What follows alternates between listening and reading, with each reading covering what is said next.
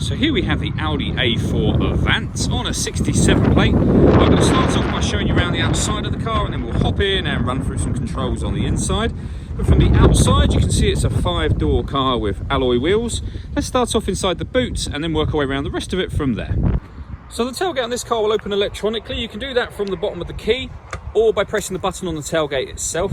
As we approach the back of the car, you'll see we have reversing sensors, plenty of boot space as well, along with those 3 individually folding rear seats, should you wish to increase that space even further. Okay, so we're just going to work our way back around to the front of the car, and then we'll hop in and run through some controls on the inside. But now that we've done a full circle of it, you can see it's in excellent condition the whole way round. Just briefly before we climb in, I think it's well worth seeing the interior from this exterior point of view. There's plenty to run through on the dashboard, so let's hop in and we'll do that right now. Okay, now that we're inside the car, we're going to start with the dials. On the left-hand side, we have the rev counter, and on the right-hand side, the speedometer. In the middle, you can see the total miles for this car. They are 28,479. Above that, we have a digital readout for the speedometer. That information can be changed using buttons on the steering wheel. So there's various different bits of trip computer information, but there are other menus available as well.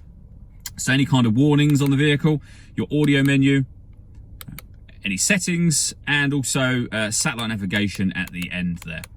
If we back out to the steering wheel, the buttons I was using just a moment ago are here. We've got stereo controls over on the right hand side, as well as phone controls, including voice activation for the phone. And then underneath that, we have cruise control and speed limiter as well. Over in the center is the main screen for the car. All the movements you see me making on the screen are being done using this dial just here. You can also use the buttons that surround it, but that dial will essentially do everything you want it to do. So you can go to your satellite navigation, for example.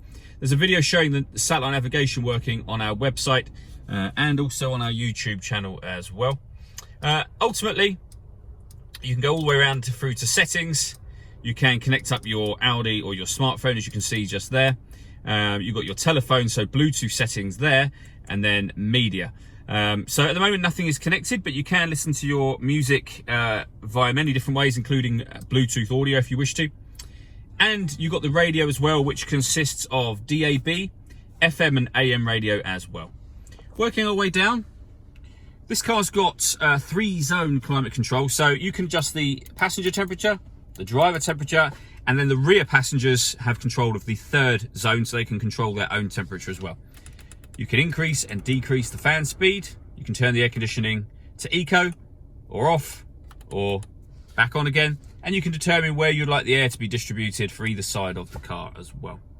When you're happy with those settings, you can turn the air conditioning on, as I've just shown you, or you can hit auto, and the car will maintain the temperature that you've asked for by taking full control of the fan speed for you, and it will do that independently in each zone of the car.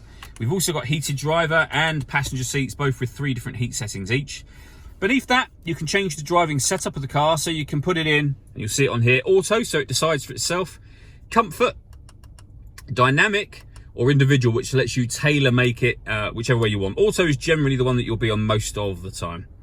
Next to that, we can turn off the stop and start. This car is designed to cut out when it's stationary in traffic to save you fuel. That system is now off. You can turn off the traction control, the parking sensors, and that button will, when I press it, turn off the screen. So I suppose for nighttime driving, particularly where you might be getting glare from the screen, you can turn that on or off from there. That's the button that starts and stops the engine. We have a 12-volt charging socket and then a 6-speed manual gearbox. All that leaves me to say is thank you for taking the time to watch this video. If you'd like to come and see the car in person and have a test drive, please feel free to call any of our MJA sites. We'd love to hear from you soon.